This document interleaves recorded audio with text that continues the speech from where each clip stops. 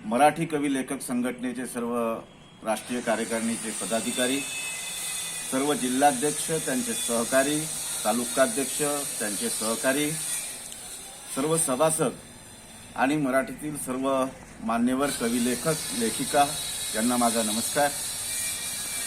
आज नव्या वर्षाच्या या शुभ मुहूर्तावर मी आपण सर्वांना सन 2021च्या शुभेच्छा देतो।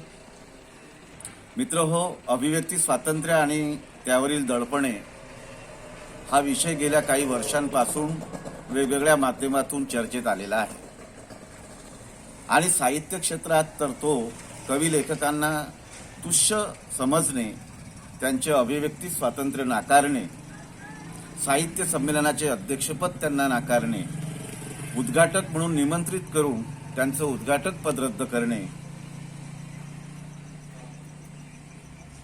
या माध्यमातून तो विषय चावडीवर नेलेला आहे। कवी लेखकांना त्यांची राजकीय मते मोकळेपणाने व्यक्त करता येतील की नाही हा प्रश्नच आहे। अलीकडच्या काळात तर ते अधिकच अवघड होऊन बसलेले आहे।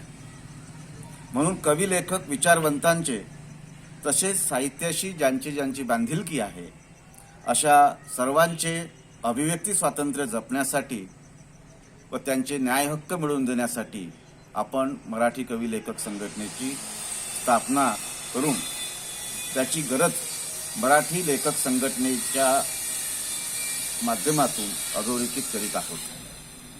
अभिव्यक्ती स्वातंत्र्याचा कोणी गैरवापर केला तर त्यासाठी कायदे आहेत, परंतु या स्वातंत्र्याचाच संकोच करावा हे मात्र चुकीचे आहे। मराठी कवी लेखक संघटनेच्या माध्यमातून साहित्य सत्ता व साहित्य संवर्धनास बळकटी येईल असे प्रयत्न करणे, कवी लेखकांना त्यांचे न्याय हक्क मिळवून देणे हा या संघटनेच्या स्थापनेमागचा उद्देश व हेतू आहे। खरे तर कोणतेही स्वातंत्र्य हे निखळ असे कधीच नसते, त्यासोबत काही कर्तव्यही येतात याचे भान संघटनेच्या पदाधिकारी व सभासदांना आहे, किमान ते असावे हे देखील या ठिकाणी एक राष्ट्रीय अध्यक्ष या नात्याने मी नमूद करतो। कवी लेखकांच्या साहित्य कृतीतील काही ओळी, काही शब्द व काही मजकुरावरून सरकार व तत्सम घटक संस्था म्हणा वा कोणीही कवी लेखकांना आरोपीच्या पिंजऱ्यात उभे करीत असेल तर मराठी कवी लेखक संघटना त्याची पाठराखण करेल।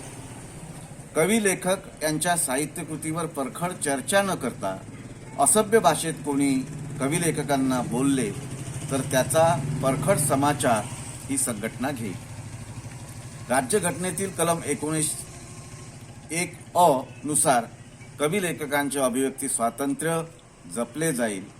शासनाने त्यावर प्रत्यक्ष वा अप्रत्यक्ष कायदा करून बंधने घातली तर मराठी कवी लेखक संघटना त्याचा निश्चितपणाने विरोध करेल।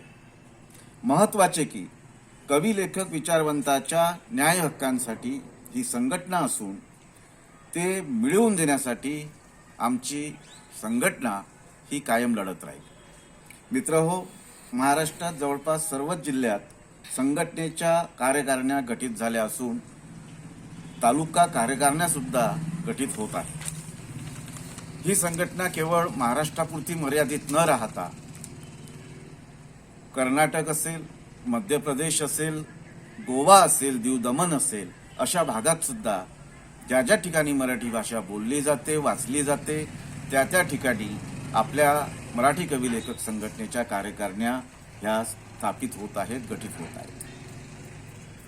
आपल्या या मराठी कवी लेखक संघटनेचे एक राष्ट्रीय अधिवेशन भावी काळामध्ये म्हणजे मे आणि जून महिन्यामध्ये आपण आयोजित करणार आहोत। आपल्या संघटनेचे अनेक सभासद असून आता आपल्या संघटनेचं एक पेज सुद्धा सुरू झालेलं आहे आणि आपल्या कवी लेखक संघटनेच्या या पेजवर आतापर्यंत साधारणतः 7 ते 8 हजार लोकांनी व्हिजिट दिलेली आहे। मी मराठीतील सर्व कवी लेखकांना कळकळीची विनंती करतो की लेखकांचं अभिव्यक्ती स्वातंत्र्य जपण्यासाठी, त्यांचा स्वाभिमान जपण्यासाठी आपण रीतसर मराठी कवी लेखक संघटनेचा अर्ज हा भरून द्यावा आणि मराठी कवी लेखक संघटनेचे सभासद व्हा असे आवाहन आजच्या रोजी मी आपणास करीत आहे. धन्यवाद.